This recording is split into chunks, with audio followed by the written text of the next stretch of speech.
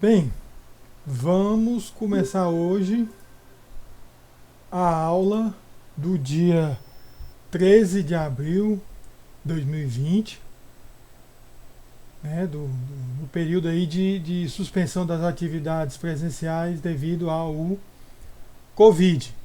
Nós vamos começar a aula de computação paralela do dia de hoje, ok?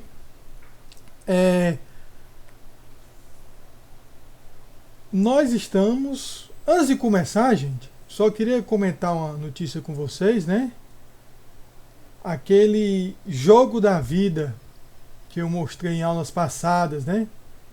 Que tem lá no exemplo sobre o OpenMP, que era como se fosse a questão das células que morriam e sobreviviam de uma interação para outra, né?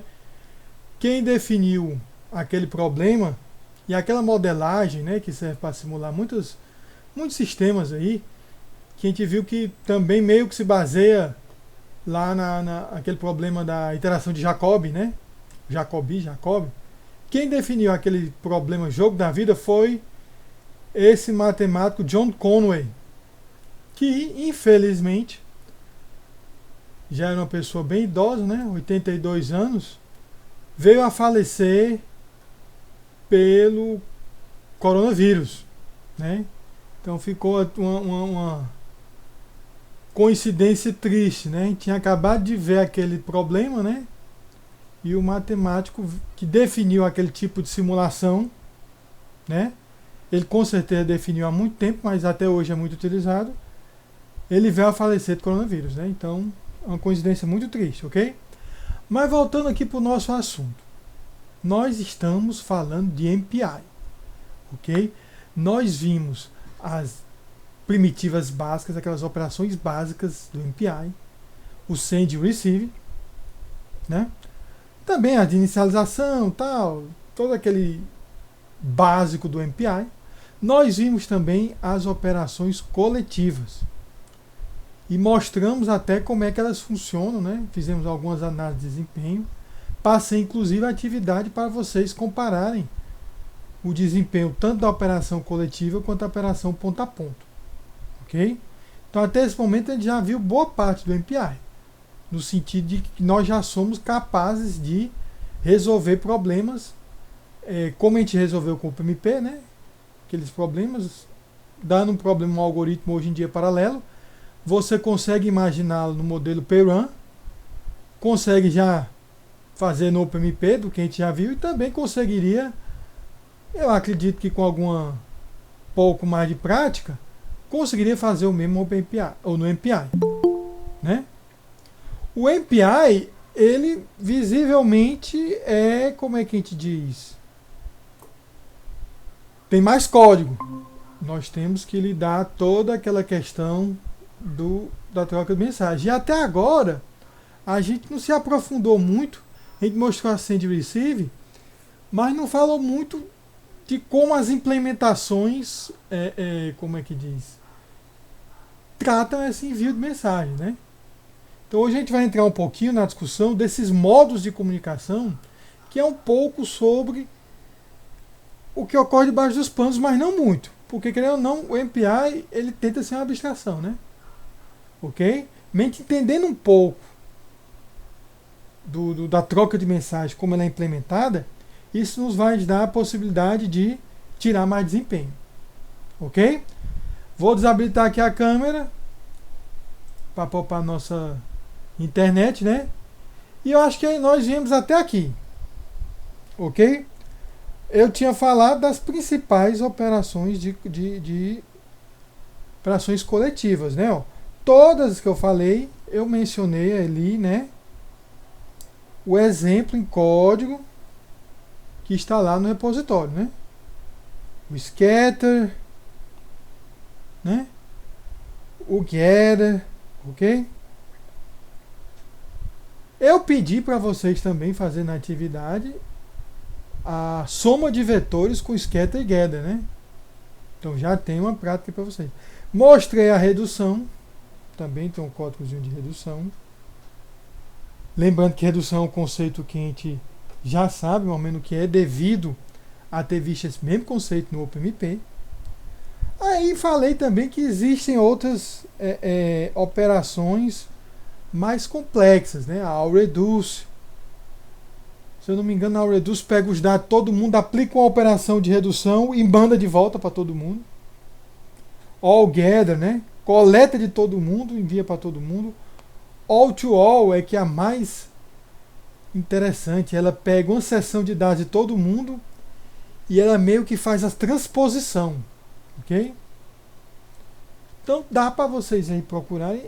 Na prática, só mesmo a gente começa desenvolvendo usando as operações mais básicas e quando vai dominando é que, rapaz, esse padrão aqui do Raw Reduce dava certo. Aí toda vez que você for usando esses padrões, você vai conseguir um pouco mais de desempenho, porque a comunicação deles é otimizada, ok? Mas avançando aqui. Eu acho que eu não mostrei isso aqui, certo? Que nós vimos esse exemplo, ok? Do cálculo do π. Deixa eu ver aqui. Talvez alguém esteja dizendo, já viu, professor? Vamos avançar. A apresentação está travada.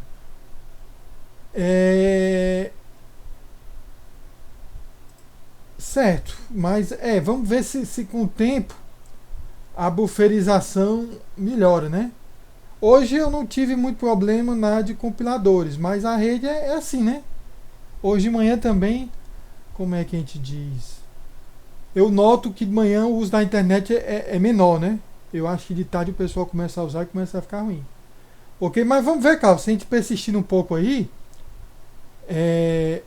melhora, ok? Mas olha só, nós vimos lá no OpenMP como calcular o π de duas maneiras. Não sei se vocês se lembram que a gente usou os métodos de Monte Carlo, que era a geração de números aleatórios, né? E usou o método da integral, certo? Encerra e inicia. Mas é isso aqui que está travando? Porque aqui na minha tela tá aparecendo assim, ó, instantaneamente. Será que na internet não? Hein? Vamos fazer o seguinte. Vamos ver aqui. Aqui no terminal. Se o que eu for digitando, porque pode ser o software da apresentação, né? Mas o que eu for digitando, vocês veem se está aparecendo lento. Eu digitar relativamente. Agora já voltou, professor.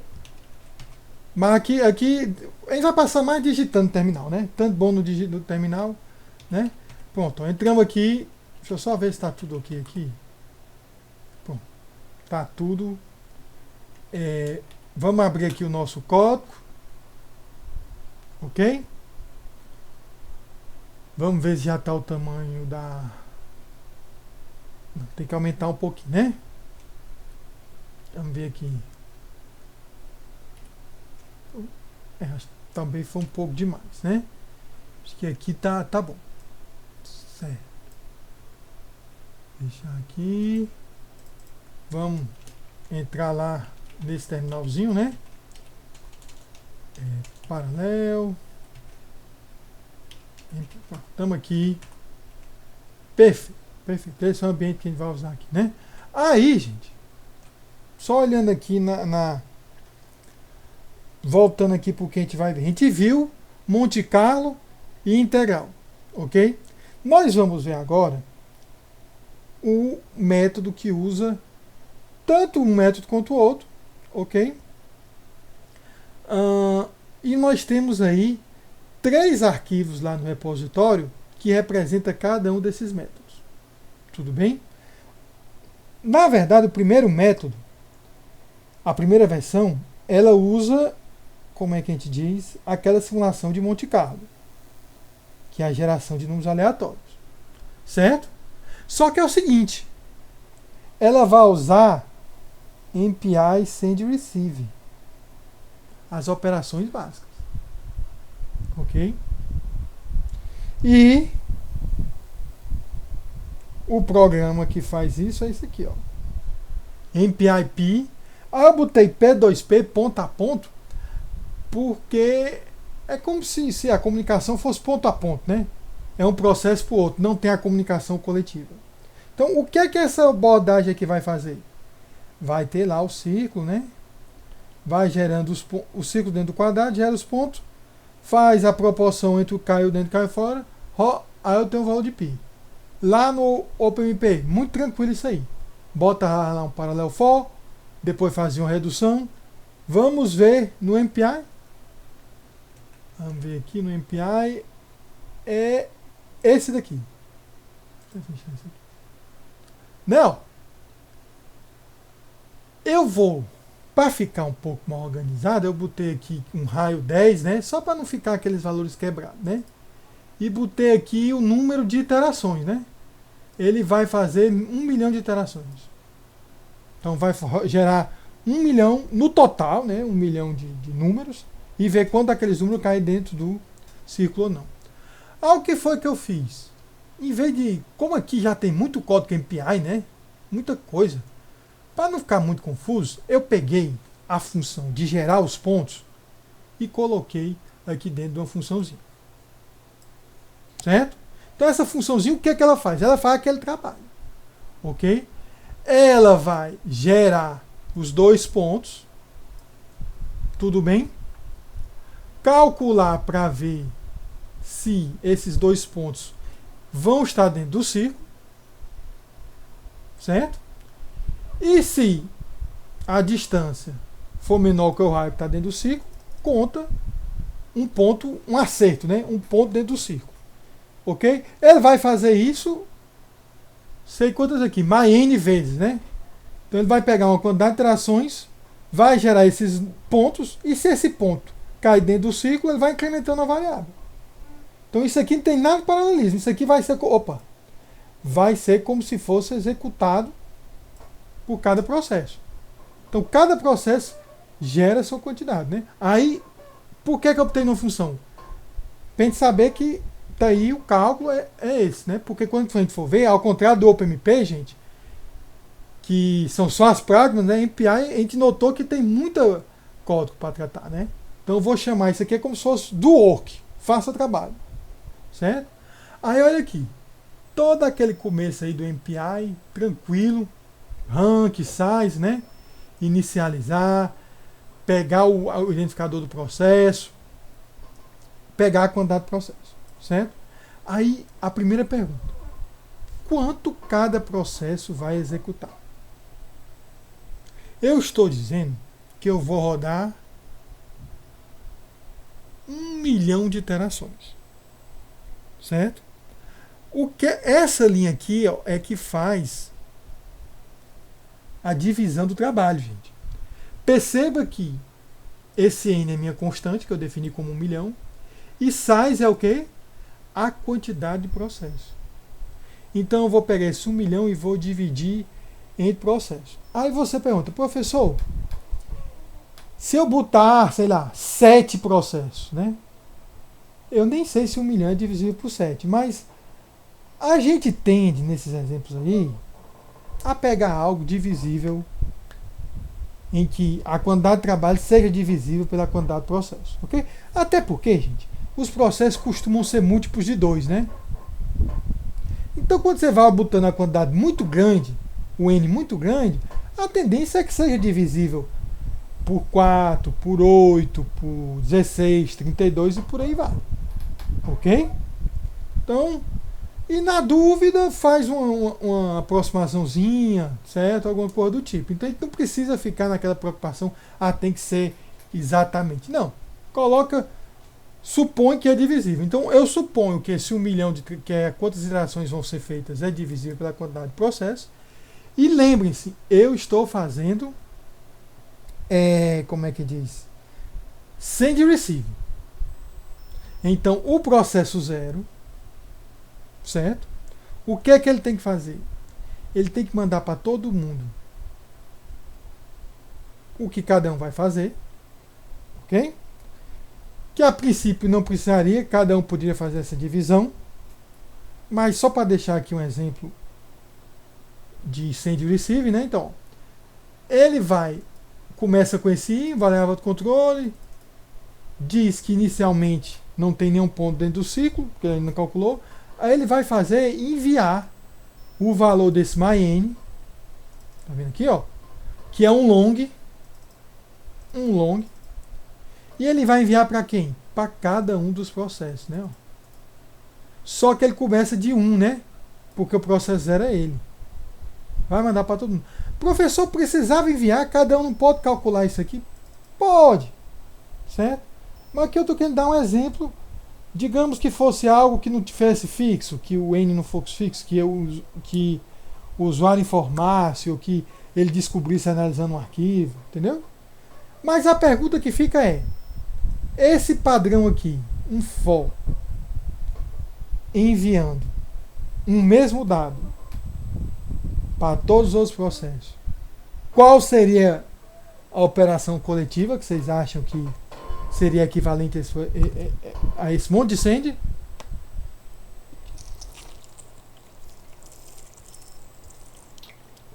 Alguém sabe?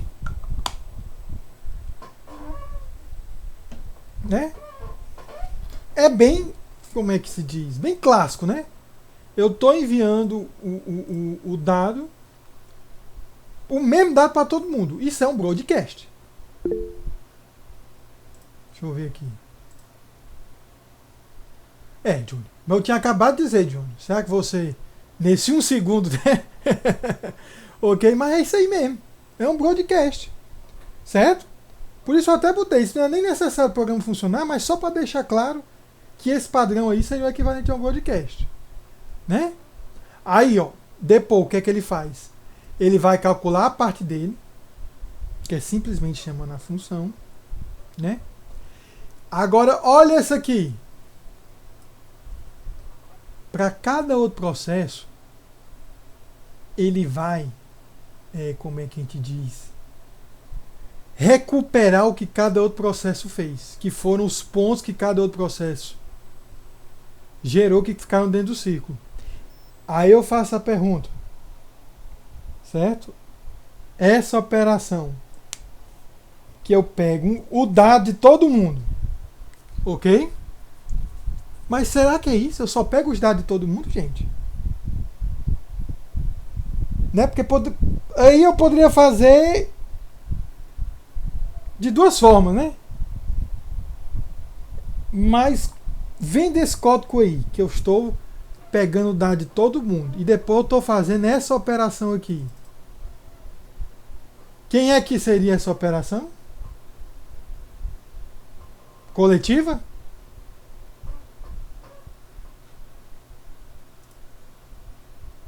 Alguém diz? Alguém diz?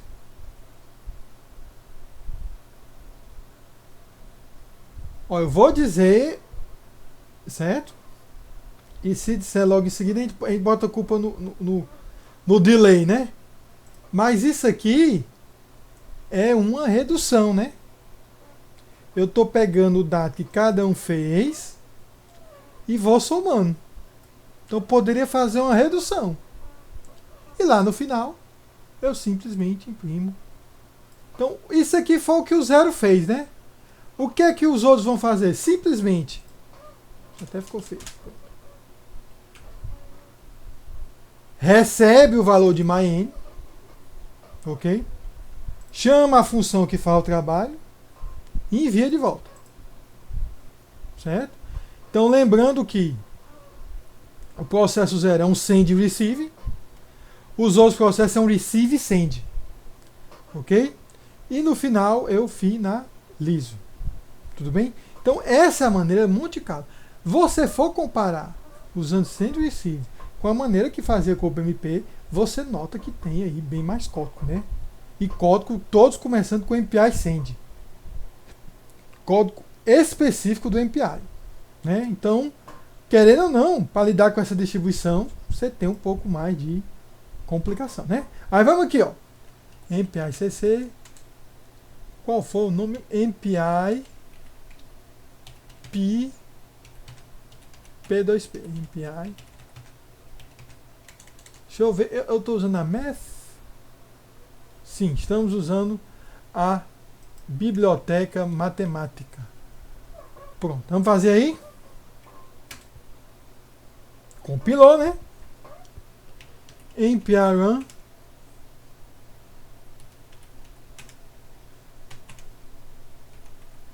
Qual é? MPI P2P. Vamos ver se demora alguma coisa aí. Sempre ele pede, né? O Windows pede para. Zerou aí. Tá um pi aproximado, né? Ok? Aqui, gente, se eu botar 4, não vai fazer muita diferença. Eu teria que aumentar aqui, né? Não vou aumentar não, vocês sabem então que tá funcionando aí. A gente pode depois fazer uma. O mais legal para fazer comparação seria fazendo com aquele MPI WTime, né? Que a gente até mostrou num slide. Cadê os slides aqui? Lá para trás tem o medindo desempenho, né? Mas não fazer isso agora, não. A gente está muito focando aqui. Depois eu posso até passar uma atividade para você ver. Bem, esse é o método usando Monte Carlo. Eu tenho um segundo método, certo? Usando operações coletivas, que é o bcast e o reduz. Broadcast reduz. Mas também usando o método de Monte Carlo. Ok? Vamos lá ver. Será que esse... Cadê aqui? Não dá para ficar um... Opa! Ah, olha aí, cara. Sensacional, né? Esse editor de texto. Vamos ver aqui. Aqui na minha direita está com versões coletivas, né? Chamadas coletivas. E aqui na minha esquerda está com chamadas ponto a ponto, né? Então vocês veem que o trabalho em si, né, o que vai ser executado por cada um é a mesma coisa. Gerar pontos aí. Lembrando que aqui, gente, eu não tenho esse problema. Quer dizer, eu até tenho o problema dos números não estarem sendo gerados de maneira 100% aleatória. Eu tenho esse problema? Tenho, porque eu estou rodando tudo na mesma máquina, né? Mas quando eu for distribuir num cluster, máquinas diferentes, vai ficar mais aleatório ainda, viu? Então até... e não tem problema de reentrância, porque são processos diferentes. Então tem aquele problema que eu tive que tratar lá no OpenMP, não, viu? Eles estão acessando um recurso, mas aí, como é processo diferente, o SEO já trata a concorrência. Ok? Mas olha só, aqui é a mesma coisa. Vamos ver aqui. A mesma coisa, a mesma inicialização. Aí olha só como é que muda aqui, ó. Aqui eu tinha que ter o if e o else, né? Olha só o que, é que eu faço aqui, como ficou mais legal. Olha aí para o código da direita e para o código da esquerda como é que fica. Certo? Eu calculo isso aqui, que nem precisar, mas estou calculando só para mostrar. Né? Olha como é que fica o broadcast. O valor 1 inteiro long a partir do 0 para todo mundo do MK World. Aí assim, professor, não tinha que botar o i. Olha, o bom da chamada coletiva é isso. Eu não tenho que ficar averiguando o rank. Ok? Eu não tenho que ficar averiguando o rank. Eu simplesmente coloco, como é que diz? Que a raiz é o 0. Então, se eu estou botando a raiz é o 0, eu já sei que eu vou pegar o valor que o 0 calculou e vou mandar para todo mundo. Certo? Calcular a parte aqui é a mesma coisa, né? Ó. Aqui no meu código, aqui na minha esquerda, isso tinha que aparecer aqui e aqui, né? Aqui não, aqui já aparece todo canto, que é a mesma coisa que todo processo vai fazer. Certo? Aí eu acumulo. Como é que eu acumulo? Né? Eu vou acumular reduce ciclo. Opa, alguém comentou alguma coisa aqui. Não, acho que alguém saiu, né? Aí fica fazendo esse barulhinho aqui, né? Não, tá todo mundo aqui. Achei que era alguém falando ou querendo entrar. Mas olha aqui, gente. Certo? Reduz em tempo um inteiro longo, usando a soma, guardando em zero. Ok? E todo mundo que está no processo, como é que diz?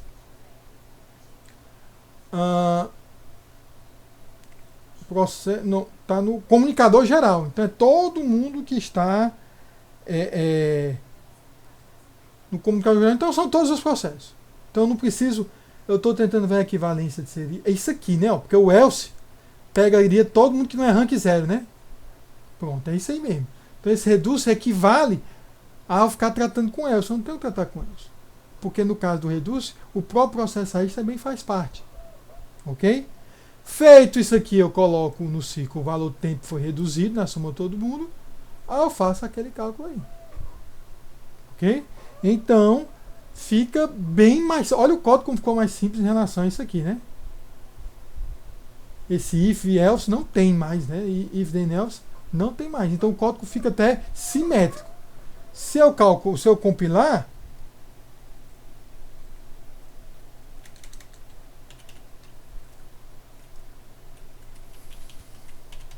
vamos lá, compilou.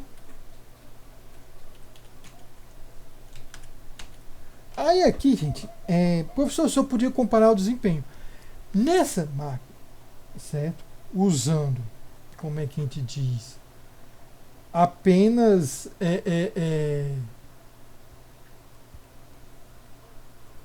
como é que a gente diz, apenas memória compartilhada. A operação coletiva, ela não ganha muito de desempenho, porque é tudo troca de memória mesmo, entendeu? A operação coletiva, ela brilha, por assim dizer, quando é num cluster, em que os processos estão separados entre várias máquinas. Ok? Vamos rodar aqui, vai dar aquele aviso lá do Windows de novo. Mas não dá muito bom não, né? What happened? Olha a qualidade desse meu pi. Eu tô achando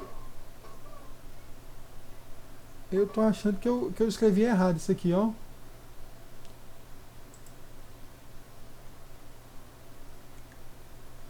Será que eu tô achando que eu não tô incluindo o valor? Deixa eu executar aqui a P2P para ver se... Pior que a P2P fica direitinho, sempre 3.14, né? E a call...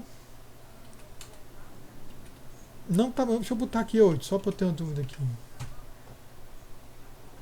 Mas tá ruim.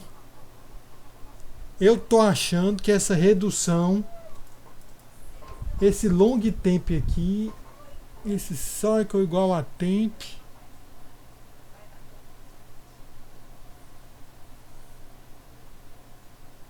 certo.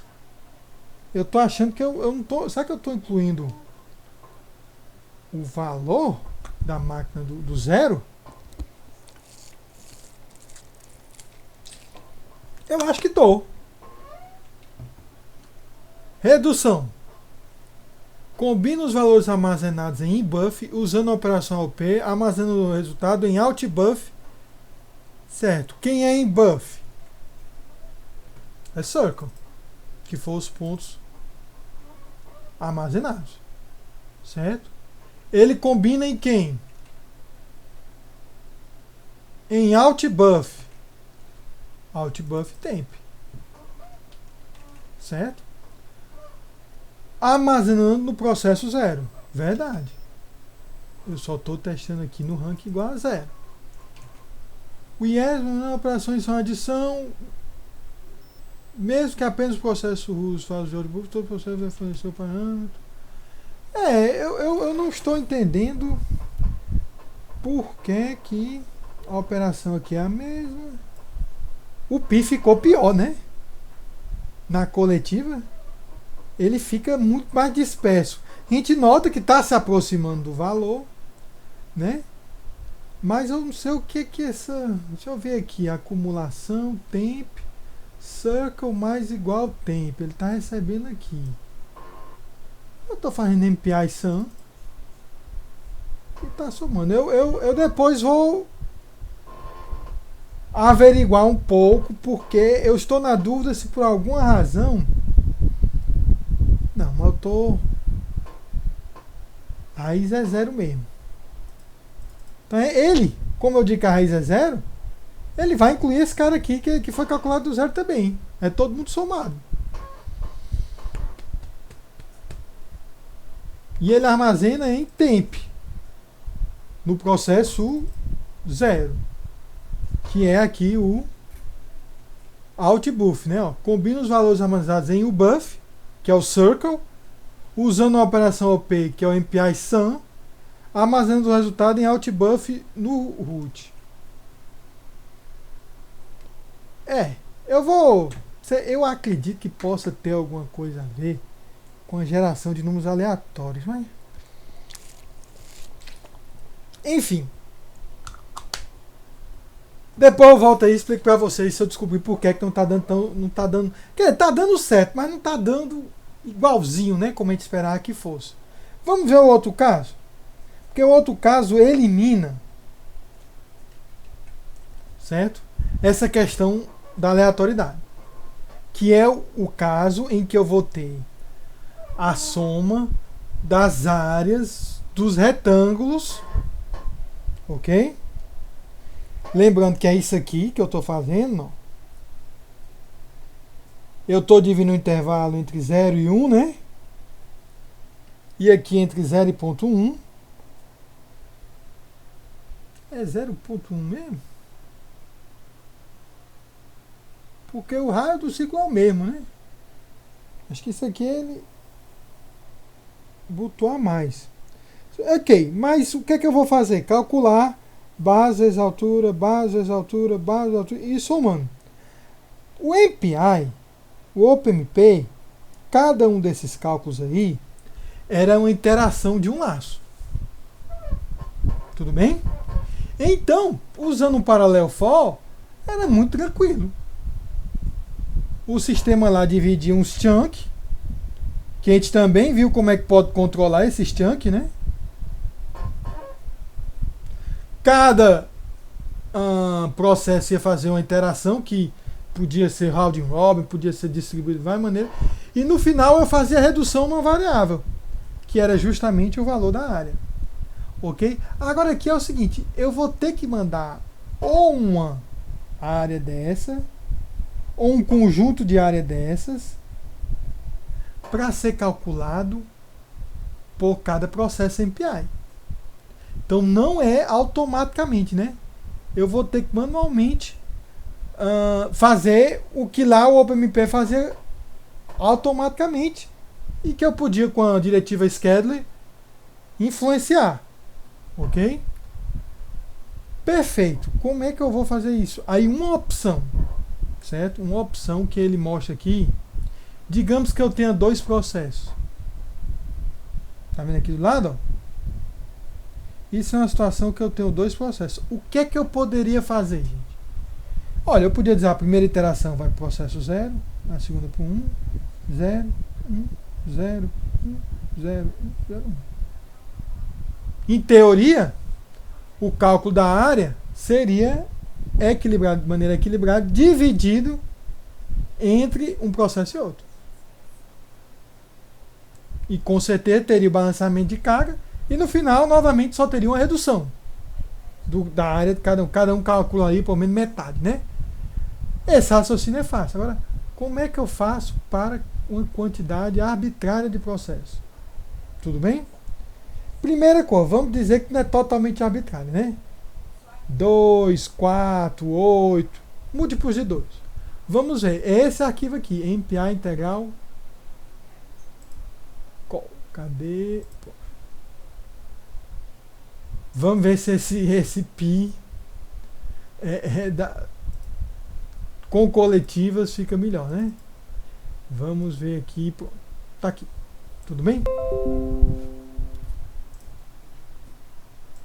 Aqui, só para ficar um pouco mais fácil de controlar, eu fiz como aquela Jacob, né?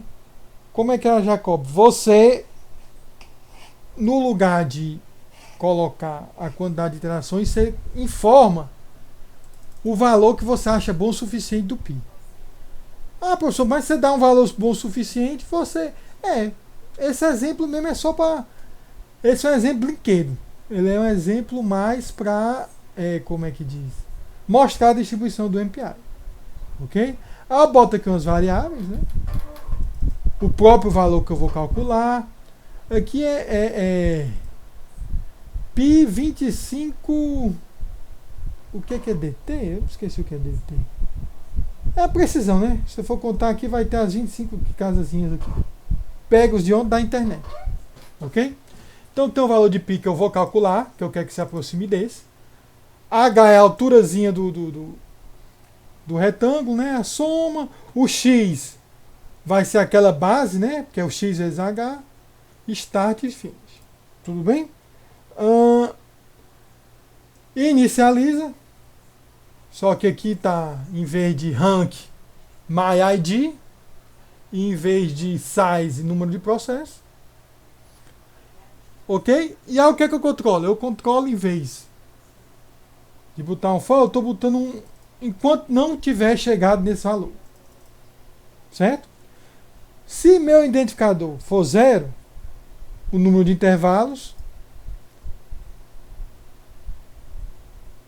leio a quantidade e inicializo o tempo. O que é que eu vou informar, gente? É essa quantidade aqui, ó, de intervalozinho. Ok? Novamente, coloco um valor múltiplo de 10 para ficar divisível, fácil de dividir com a quantidade de processo. Ok? Mas você pode botar 2048 e dividir por 64. Se for dar uma divisão perfeita, não tem problema. Certo? O que é que eu faço? Olha só. Aqui, como só o 0 está lendo, ele está lendo com scanf, né? Então ele vai parar aqui no terminal e pedir que eu entre. Então não é informação que os outros tinham como saber. Então ele faz um broadcast. Certo? Se o n for 0, se eu não pedir para fazer nenhum intervalo, ele dá como resultado dono igual a 1. Não tem o que fazer, né? Ok? Ele vai calcular a altura, a soma. Aí olha só. Aqui é que está a mágica, certo? Certo? Aqui é que ele vai preparar aquela distribuição. Olha o que ele está fazendo. Para i igual a mais d mais 1, i menor ou igual que n, e mais número de processos. Aí ele calcula a área, ou x, né, que é a base do retângulo, e faz a área como sendo a altura, né, vezes o valor da função. Isso aqui é fácil, isso aqui a gente já viu que é a integral sendo calculada. Agora, isso aqui é que está diferente. O que é que isso quer dizer? Certo? Vamos prestar atenção no seguinte. MyID, vamos botar números para ficar, como é que diz? Mais realista. Tudo bem? Vamos colocar N1000. Vou até fazer aqui o nome. N1000. Só para dizer que é um número bem grandão para a gente ter o calcular. E N, como é que ele chama a quantidade de processo? Num prox igual a 4. Então, MyID vai ser 0, 1, 2 e 3. MyID pode ter os valores 0, 1, 2 e 3, né? São 4 processos. Ok? Vamos supor que MyID seja 0. Quais são os valores que I vai assumir? 1, né? 0 mais 1. O I começa com MyID 0 mais 1, né? 1. Só que como é que ele incrementa? Ele incrementa mais a quantidade de processo. Se a quantidade de processos são 4, o próximo valor vai ser 5. 5. Na próxima iteração, 9. Na próxima, 13, né? E assim sucessivamente. Então tá aqui, ó. 1, 5, 9, 13. Se MyID for 1, começa com 2. 2 mais 4, 6. 6 mais 4, 10, 14. Tá vendo? E assim vai, né? Ó. MyID 2. Começa do 3, 7, 11 e 15. Porque 1000 é bem grande, né? Então vai assim direto. MyID só para finalizar 3, né? 4, 8, 12, 16. Então você nota que de fato todos o intervalo, se eu for percorrendo assim, né, ó, nesse sentido aqui, ó, depois vim pra cá, pra cá, pra cá, fica 1, 2, 3, 4, 5, 6, 7, 8, 9, 10, 11, 12. Então de fato cada processo vai executar a mesma coisa e vai pulando, né? Ele executa um, pula a quantidade de processo, executa outro. Vai ficar equilibrado. E cada um vai fazer uma parte de mesma quantidade de trabalho. Em teoria, eu vou ter um balanceamento e eu vou ter uma distribuição das várias áreas menores para ser calculada. A questão é, cada processo vai somando.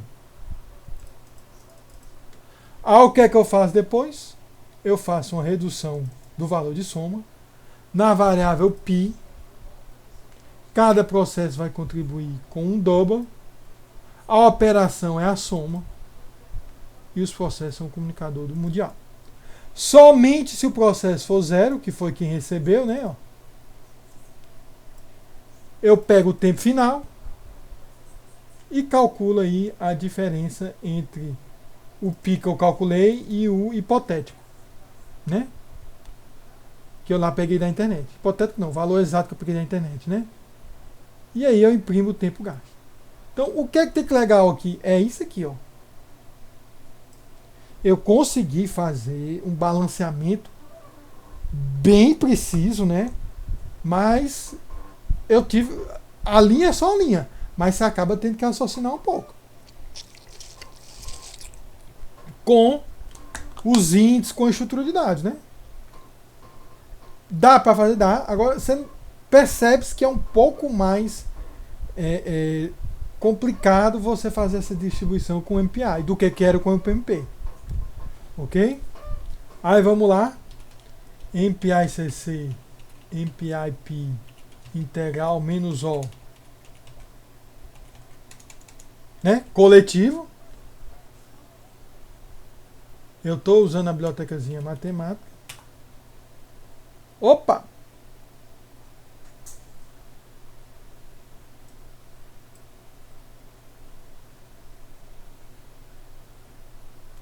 Scanf S. Ah, não, aqui, peraí, isso aqui é um espaço. Que não é para ter. Não sei porquê. Talvez eu digitando aqui. De onde é que eu tirei ScanFS? Deve existir de algum canto. Mas, vamos lá ver agora se dá certo.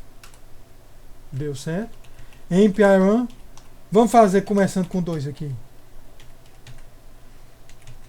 Aí ele vai parar e vai perguntar. Só que quem pergunta? Só o processo 0. Esse aviso aqui de novo. Vou botar só 1000.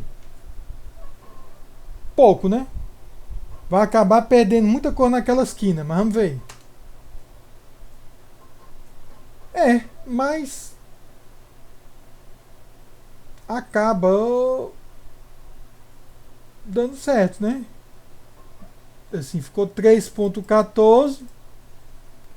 Em relação àquele valor que eu peguei na internet, só vai ter uma diferença lá naquela casa decimal. Ok? Vamos botar um pouquinho mais. Vamos botar aqui 1 milhão. Ver se esse fator aqui melhora, né? Melhorou, né? Vamos botar mais.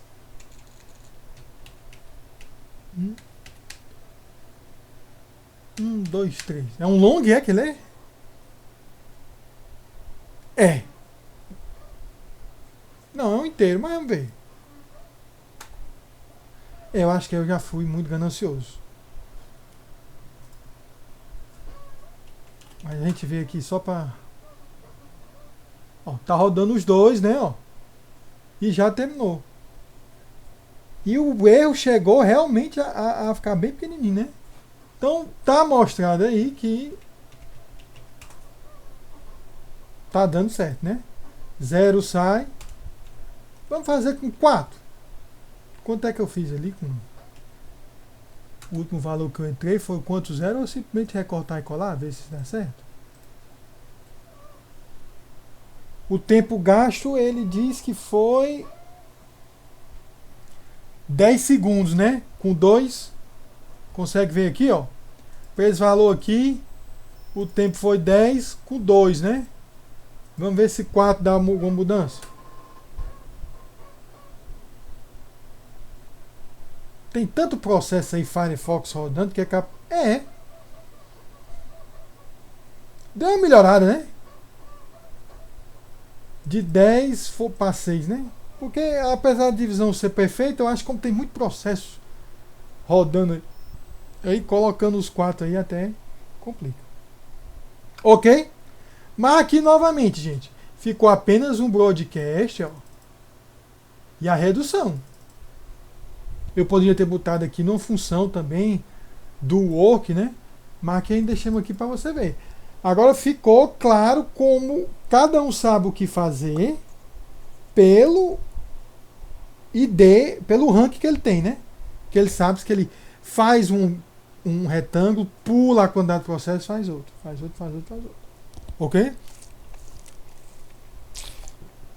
Eu poderia, no lugar dessa metodologia, fazer algo assim, né? Divide igualmente. Aí essa quantidade primeiro é por 0, essa, né? E essa aqui por 3. E no final fazer a redução. Também é uma possibilidade, né? Mas fica aí para a gente enriquecer que, de fato, essa parte da distribuição e balanceamento de carga do MPI vai ter que ficar para nossa cabeça mesmo. Nós vamos decidir como fazer e tudo mais. Certo? Então, gente, eu acredito que aí ficou claro as vantagens tanto de organização do código, as de desempenho. Algumas atividades aí vocês vão poder verificar que as coletivas têm mais desempenho, né? Rodam mais rápido. Quando você puder usar a operação coletiva, melhor. Ok? Agora vamos voltar um pouco para quando a gente precisa ter um controle mais baixo nível e entender como a gente consegue ter um desempenho melhor utilizando as operações ainda ponto a ponto. Só que nós vamos, como é que diz, alterar quando o bloqueio ocorre, né? Porque bloqueio para nós sempre é um tempo desperdiçado. Então nós vamos diminuir o período em que os processos ficam em bloqueio. Ok? Voltando aqui para os slides, tem a questão dos modos de comunicação, gente. Esses modos é que vão me dizer o que é que está ocorrendo aí quando eu estou usando uma operação send e receive, certo? A comunicação coletiva, de fato, facilita a criação de programas paralelos com inúmeros processos. A gente viu que de um lado a gente tinha que ter aquele if, else, if, rank, sei lá o que. No PIN a gente conseguiu fazer só um broadcast e um reduce. Fica mais enxutinho, né? Entretanto, em alguns casos, a comunicação ponto a ponto permite controle maior sobre a comunicação. Certo? E esse controle maior vai nos permitir fazer o que é, como é que diz, algo muito importante, que é a sobreposição de comunicação e computação. O que é isso? Em outras palavras, eu vou enviar o dado, ou eu vou informar que eu estou pronto para receber, mas eu não vou ficar bloqueado esperando a confirmação do envio ou esperando confirmação nenhuma. Eu vou fazendo outra coisa. Essa outra coisa é a computação.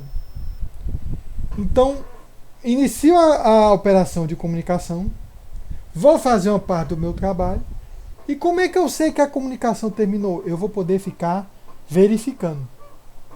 Então, isso me permite fazer alguma coisa enquanto eu estou esperando que a comunicação ocorra. Certo? E isso daí vai me dar mais desempenho do que simplesmente ficar esperando que a comunicação ocorra, bloqueado. Ok? Olha só. Aí como é que eu controlo isso? Com os modos de comunicação. São 4 modos de comunicação. Ok? Até agora a gente focou apenas um, que é o modo padrão. Vamos adiante aqui. Ó. Certo? Esses modos, todos eles, podem ser bloqueantes ou não bloqueantes. Certo? Esse bloqueio, ele é em relação a o momento de retorno da operação. Certo? Eu faço a operação de envio ou recebimento. Quando é que ela retorna o código para poder continuar executando outras coisas? Ok? Quando eu tenho um modo de comunicação no modo bloqueante, para a operação retornar tem que ocorrer um evento. Que evento é esse, professor? Esse evento é o que caracteriza cada modo de comunicação diferente. A gente vai ver para cada modo esse evento é um evento diferente. Certo? Então, bloqueante. Faça a operação MPI e fique bloqueado esperando que alguma coisa ocorra. Nós vamos ver o que é que pode ser essas coisas que ocorrer. Certo? Não bloqueante. A função não quer nem saber. Retorna imediatamente. Então, tu chama a função, pam, já retorna em seguida. E aí, professor? Não tinha que esperar um evento? Olha, eu estou não bloqueante. Eu não espero o evento. Mas o que é que eu posso fazer? Eu posso verificar depois se o evento ocorreu ou não. O que é esse evento? O que é? Nós vamos ver o que é esse evento. Certo? Depende do modo de comunicação. Em relação ao evento que dispara o bloqueio, no caso da bloqueante, ou que você pode verificar para saber se esse evento ocorreu ou não, certo? Eu tenho 4 modos. Eu tenho o modo do síncrono, o modo do pronto, o modo bufferizado e o modo padrão. Tudo bem? Aí aqui tem um resumo das rotinas. O modo do síncrono, botei só um Szinho aqui a mais, né? Então, MPI S send, né? 2S é uma rotina bloqueante no modo síncrono. A versão não bloqueante é só botando o I antes. Rotina não bloqueante do modo síncrono, MI ISS send. Eu escuto os barulhinhos de vez em quando, mas não é você não, ok? Aí pronto. O modo do pronto, red em inglês, rsend.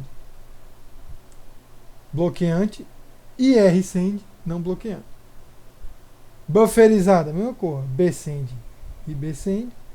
E o modo padrão é o que ele está usando até agora. Send, receive e send e receive. Ok? Vamos ver o que é cada um desses momentos aqui tem um evento diferente. Vamos ver o que é o evento para cada um deles. Tudo bem? O mais chato de entender é o modo padrão. Certo? Por quê? O modo padrão, quando eu tenho uma operação bloqueante, eu não vou saber exatamente qual é o evento que está me levando a bloquear. Porque o evento que controla o bloqueio, ele não é definido lá pela norma técnica do MPI. Fica a cargo da implementação definir, certo? Mas em geral, o que é que ocorre? Quando eu estou mandando mensagem pequena, de poucos kilobytes, no MPI Send, o evento que eu vou esperar ocorrer e que eu vou bloquear até que isso conclua é a cópia da mensagem do espaço de usuário para o buffer do sistema. Então, quando eu estou mandando uma mensagem pequena no modo padrão, usando uma operação bloqueante, se a mensagem for pequena, eu só vou ficar bloqueado até ser copiado do espaço de usuário para o modo kernel, que tem um buffer lázinho do MPI. Depois que a cópia é feita para o modo kernel, a operação retorna. Ela não bloqueia mais. Isso para mensagem pequena. Ah, professor, mas depois que copiou para o buffer do SO, deu um problema na rede e não conseguiu copiar lá para o outro processo na outra máquina. Aí vai dar erro e a aplicação vai falhar. Ok? Mas, para mensagem pequena, eu tenho essa semântica. Bloqueia até copiar para o buffer. Agora, se a mensagem for grande, certo? Qual é o problema da mensagem for grande? Ela não vai caber no buffer. Então, o que é que o modo padrão vai fazer? Olha, se não cabe no buffer, eu vou bloquear até que o outro lado receba a mensagem. Certo? Ok? Então, o modo padrão bloqueante, mensagem pequena, significa que foi copiada para o buffer do sistema operacional. E lá o sistema operacional depois vai dar um jeito de enviar para outra máquina. Mensagem grande, que pode estourar esse buffer. Não. O bloqueio é até chegar na outra máquina. Certo? De qualquer forma, quando retornar, é seguro reutilizar o buffer. Porque ou os dados estão na memória do SO ou já estão lá no outro processo. Ok? O comportamento não é confiável. Nós vamos ver esse exemplo aqui para mostrar porque não é confiável. E pode levar a deadlocks. Nós vamos discutir mais para frente. Mas qual é o problema desse modo padrão? Se eu estou tratando uma instância pequena do problema, que as mensagens são pequenas, eu fico com a impressão de um desempenho bom, porque ninguém bloqueia. E eu fico com a impressão que está tudo funcionando direitinho, né? Aí eu aumento o tamanho da mensagem suficiente para estourar o buffer do sistema operacional. Aí o programa, numa hora ou outra, começa a ficar lento. Porque agora ele está esperando, em vez de somente copiar para o buffer, copiar para outra máquina. Ok? Aí, vamos ver aqui esse exemplo desse programa aqui, ó. MPI Ping Pong Block. Que eu acho que até já mostrei. Me mostra de novo agora no contexto. Aqui. Ping Pong Block. Certo? Olha só. Esse problema aqui, gente, tem toda aquela coisa no proc, né? Beleza? Ele só vai funcionar bem para dois processos. Não é bem não, ele só vai funcionar para dois processos mesmo. Que eu estou querendo mostrar ponto a ponto. Esses modos, eles têm impacto na operação ponto a ponto. Ok? Olha só. Isso aqui, toda aquela inicialização, né? Só repare aqui que o tamanho, esse message size está começando com 64. Vou inicializar aqui. O que é que eu faço? Olha o meu laço aqui. Ó. Até tá assim porque eu gosto do meu lado. Enquanto a mensagem for menor do que 10 milhões, né? Então, ele vai aumentando o tamanho da mensagem, duplicando, né? Então a mensagem começa a 64, que foi o que eu botei aqui, né? 128, 256, 512, 1024, 248, é? 496 e assim vai, né? Então essa mensagem ela vai crescendo. Mas o que, que eu faço com essa mensagem? Eu simplesmente aloco um buffer aí, opa, de usuário, certo? Um bufferzinho de caracteres do tamanho da mensagem. Então ela vai começar mandando 64 bytes, 128 bytes e assim sucessivamente. Se o rank do processo for 0, olha isso aqui, MPI send, buff, mensagem size, o tipo é byte, que é caractere, o rank é o rank mais 1, 0 mais 1, 1, então ele vai mandar processo 1, ok? Mensagem de tamanho message size para o processo 0 mais 1. Ele dá um flush na saída só para forçar a imprimir a mensagem. Isso aqui é uma coisa. Esses flush aqui é para ele não esperar e imprimir o que tiver no buffer, que não tem nada a ver com o buffer do MPI. É o buffer do terminal, né? E em seguida ele recebe de volta, mesmo tamanho, mesmo tipo, de quem? 0 mais 1, 1. Essa tag aí é só. Ele botou um valorzinho aí para controlar, né? Ok?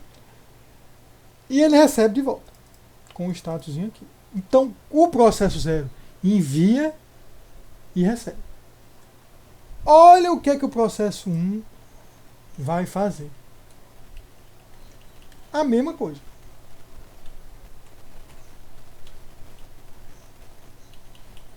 Esqueça o que está comentado aí, viu?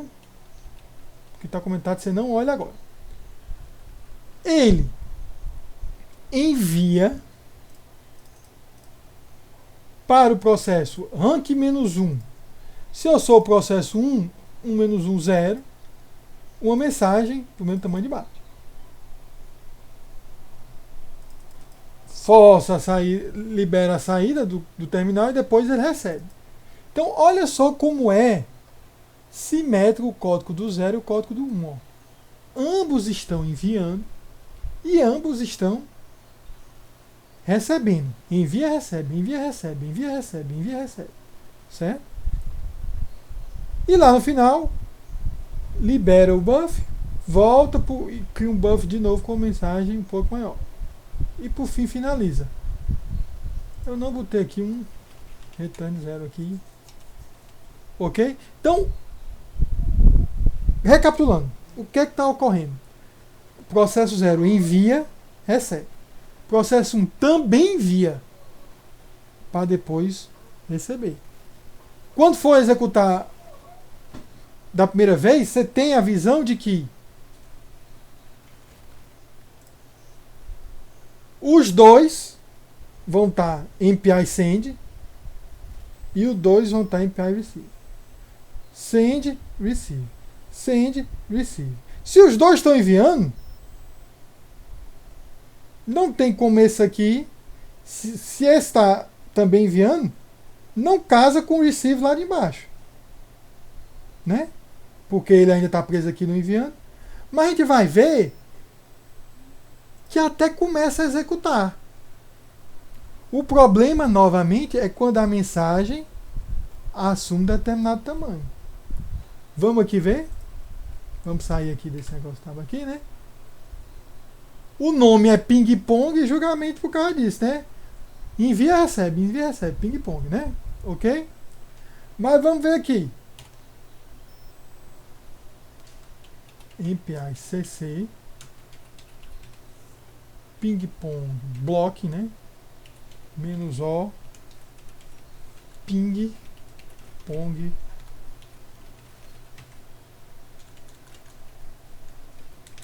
blocking. Eu acho que aqui eu não usei a matemática. Não tem nada da matemática não. Compilou, né? Tem que ser 2 processos.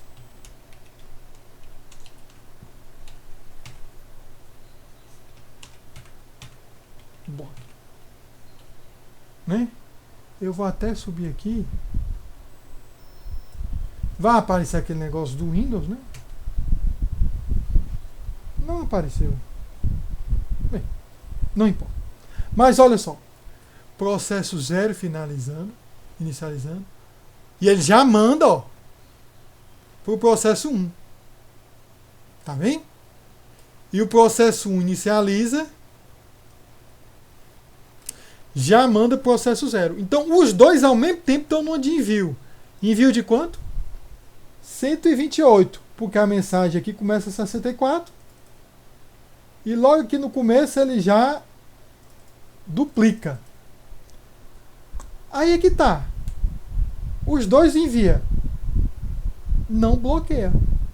Porque esse 128, o processo 1, o processo 0, ele simplesmente copiou para o buffer do sistema operacional. Ele não bloqueou. Ele foi para a segunda iteração. Qual é a segunda iteração? Mandar 256.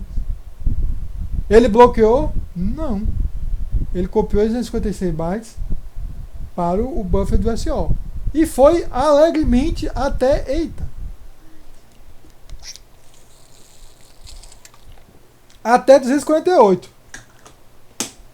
A gente viu que depois de 248 não teve mais nenhum envio para o processo 1. Ele finalmente bloqueou. Mas por que ele bloqueou? Porque ele estourou o tamanho do buffer do sistema operacional. Ah, professor, é pouco. Você pode talvez até em algum parâmetro lá de configuração da biblioteca aumentar esse tamanho. Mas querendo ou não, esse tamanho é finito. É a memória que você tem. Ok? Da mesma forma, o processo enviando para o 0 foi chegando. Esse primeiro que envio de 128, gente, ele foi recebido. Por quê? Porque o processo 2 não bloqueou nesse envio de 128 e eventualmente chamou o receive que capturou esse. Certo? Esse aqui. Opa, esse aqui. Então ficou ambos enviando 128. Não bloqueiam porque coube no buffer do sistema operacional. Voltam, né? Chegam até o receive. Eventualmente, no receive, o SO tratou de transferir. Tentam de novo. Aí vão enviando. Vão enviando. Ok? Mas chega um momento que não cabe mais. O tamanho ficou, e o tamanho até pequeno, né? Foi 2 kilobytes, né? A gente pode dizer que o buffer lá é um buffer bem michuruca. Mais do que isso, só vai continuar se o outro lado começar a responder. Ou o outro lado, como é que se diz? Der o toque, eu já quero receber. E nunca vai ocorrer isso. Por quê? Porque o outro lado também vai estar enviando, ó. Um está enviando 248, o outro também está enviando 248. Então os dois estão bloqueados no MPI Send. Se ninguém vai dar um receive, nunca vai sair. E o processo não retornou. O processo ficou parado aí. Como é que eu faço? Eu tenho que apertar um Ctrl C. Então deu para entender por que bloqueou? Porque ambos ficaram presos aqui, ó. Esse ficou preso na linha 25 e esse ficou preso na linha 23. Tentando enviar uma mensagem que não cabia mais no buffer do SO. Então ele esperava que o outro lado desse um receive. Mas o outro lado nunca vai dar um receive porque também está preso no send. Qual é a solução para continuar usando o modo padrão? Aí nós fazemos o seguinte, ó.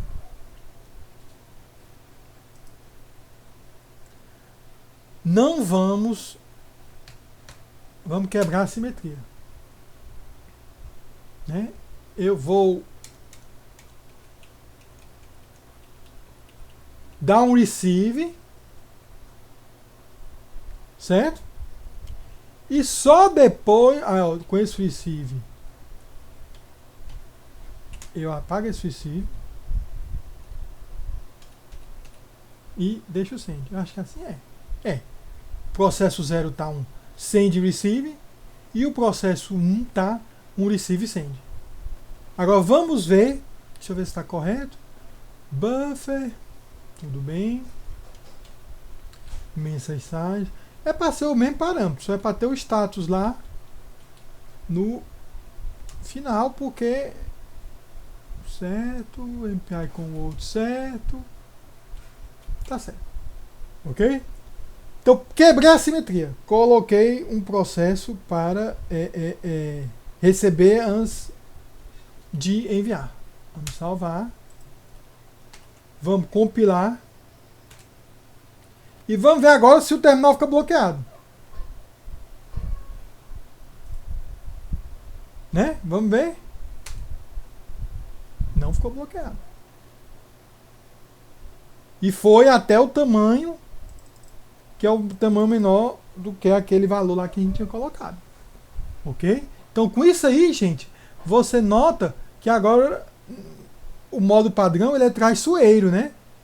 Se tu testa com a entrada pequena e valores pequenos, tu roda para 2, 3, 4 processos, funciona, né? Ah, beleza, então meu programa tá legal. Aí tu vai botar na nuvem ou no cluster, vai botar uma entrada bem grande, um problema bem grande para resolver, estoura os buffers do SO e teu programa pode ficar lá bloqueado, parado sem tu saber o que está ocorrendo, né? Foi justamente que você usou o modo padrão sem pensar muito nisso aí. Ah, o que é que acontece? Ah, professor, então a solução para ficar usando o modo padrão é só ficar invertendo, onde tem um send, botar um receive, né? Mas isso é um pouco chato, né? É muito propenso a erro. É quase aqueles problemas de, eu tenho que dar um down, no up, no mutex, num semáforo, tudo. É muito traiçoeiro, ok? Então a operação bloqueante no modo padrão pode levar a deadlock, né? Como é que eu posso ter operações não bloqueantes no modo padrão? São as operações MPI e send e MPI e receive. Assim como nas bloqueantes, o evento a ser verificado varia de acordo com a implementação. O evento pode ser para mensagem pequena, certo? O evento é a mensagem ser copiada para o buffer do sistema. E para a mensagem grande, o evento é o recebimento para outro processo. Mas o grande diferença é o seguinte: aqui na bloqueante, ele bloqueia enquanto está sendo copiado para o buffer. Aqui, ele não bloqueia enquanto está sendo copiado para o buffer. Aqui na bloqueante, a mensagem grande, ele bloqueia enquanto é transferido para outro processo. Aqui ele não bloqueia. Mas se não bloqueia, como é que eu vou saber se deu certo ou não? Eu vou ter duas operações. Quais são essas operações? MPI wait e MPI test, que vão me permitir verificar se o evento já aconteceu. Na verdade, MPI test vai me retornar verdadeiro ou falso. Então, para mensagem pequena, o MPI test vai me retornar verdadeiro se já foi copiado para o buffer, verdadeiro se já foi para mensagem grande transferido para outra máquina. E o MPI wait bloqueia até um desses dois eventos ocorrer. Ok? Aí nós vamos lá para o ping-pong non-blocking. Olha só. Ping-pong non-block. Tem como deixar. Rapaz, muito bom, né? Deixar tudo de um lado do outro aqui fica legal de ver. Vamos ver aqui. Olha aqui. O resto vocês entendem que é a mesma cor, né? Mas da linha aqui do lado esquerdo é a versão bloqueante. MPI send, MPI receive. né? Que eu resolvi fazendo essa troca aqui. No lado direito eu tenho a versão não bloqueante, certo? Aí olha só, o mesmo buffer, tudo coisa. Eu vou ter que definir essas duas variáveis aqui. Isso é um tipo que está lá no cabeçalho MPIH, uma requisição de envio, uma requisição de recebimento. Tudo bem? E aqui a chamada de send e receive é a mesma coisa, ó, buffer, né? Message size, byte, né? O ranking, é a mesma coisa, certo? Comunicador também é a mesma coisa, né? A tag, tudo. Agora no final eu anexo o send request. Mesma mensagem. E aqui o receive. A mesma coisa. Eu anexo o receive request. Tudo bem? Então ele faz duas requisições, envio e receive. Aí o que é que ele faz? MPI wait. Ele só vai esperar primeiro o envio ser iniciado e depois o recebimento ser iniciado, não, ser finalizado e o recebimento for finalizado. Então aqui é como se ele mandasse requisições para essas operações ser feitas e ele fica esperando no final. Ele só vai para a próxima iteração. Aqui no meio, certo? Eu poderia fazer outra coisa. Nós vamos ver exemplos mais pra frente como é que isso aí pode ser feito, certo? Eu podia fazer outra coisa, podia fazer mais cálculos para a próxima interação, podia fazer o que for. Da mesma coisa, o processo 1 é o mesmo formato, né? Ó. E eu poderia fazer algum trabalho aqui. Professor, mas como é isso? É que seria como se eu disparasse dois threads, certo? E um ficasse tentando enviar e outro receber ao mesmo tempo. Pronto. Certo? Então é como se tivesse dois threads de cada lado, de cada processo, tratando do recebimento e do envio da mensagem. Ok? Enquanto o thread principal do programa podia fazer outra coisa, fazer outro trabalho. E lá no final ele verificasse. Aqui eu estou botando MPI wait no send e no request, mas eu posso colocar esses requests num vetor e, se eu não me engano, existe uma chamada que é MPI wait all, que eu passo um vetor de requests e ele só prossegue quando todos os requests estiverem finalizados. Que eu acho que seria até o mais correto aqui. Ou então eu posso até fazer um MPI waitN, que eu passo um vetor de request, quando qualquer um dos requests atender, ele já prossegue. Tudo bem?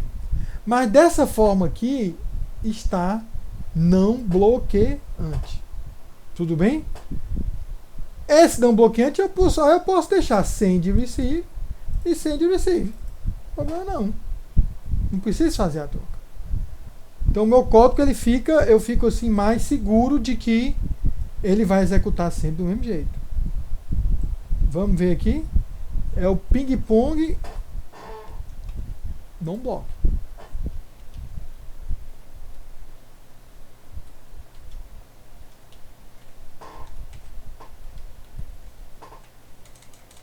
Vamos lá. Não usa a matemática, né? Pronto. Aí vamos lá. Ping-pong. Pronto. Mesmo estando send,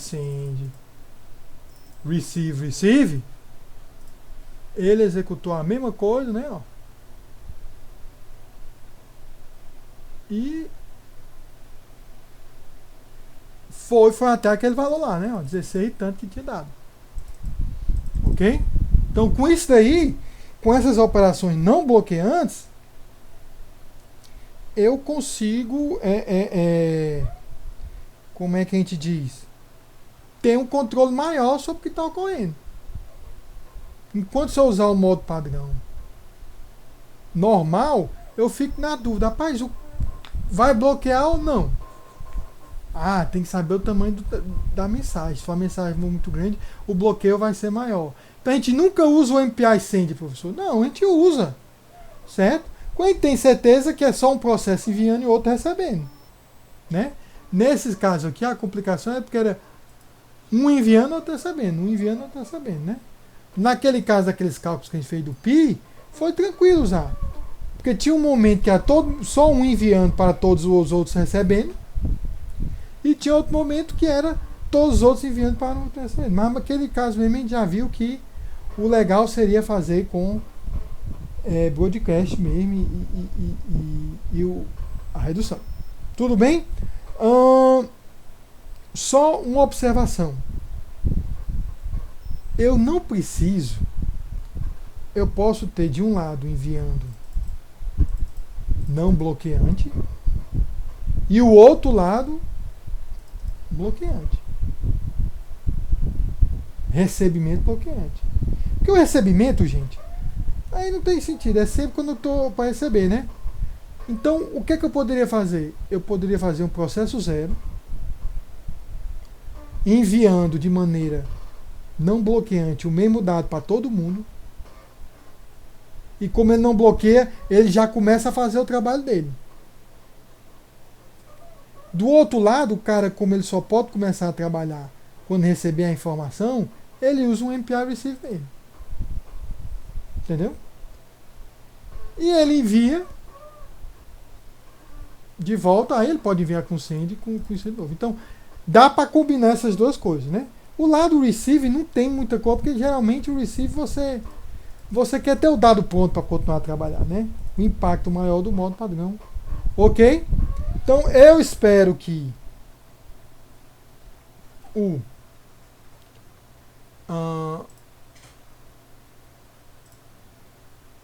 modo padrão, esse modo padrão acho que é o mais complicado aí de a gente ver, certo? Porque tem essa sutilezazinha do que é o evento que bloqueia, certo? Os outros modos já são mais precisos e mais claros. Mas eu vou deixar para ver esses outros modos amanhã, que a gente termina essa questão do modo, porque eles são mais simples e a gente já começa a ver a questão dos comunicadores, ok? Mas essa aula fica específica para você entender o modo padrão. Tem aquele detalhe de saber que pode bloquear só na cópia para o buffer do sistema ou pode bloquear até o outro processo dele, né? Então aí complica um pouco. Tem que entender essa semântica. Mas dá para usar na maioria das vezes quando você tem uma assimetria, que é só alguém enviando e alguém recebendo. E nesse exemplo ficou claro quando pode ocorrer o deadlock. Tudo bem, gente? Eu vou finalizar a gravação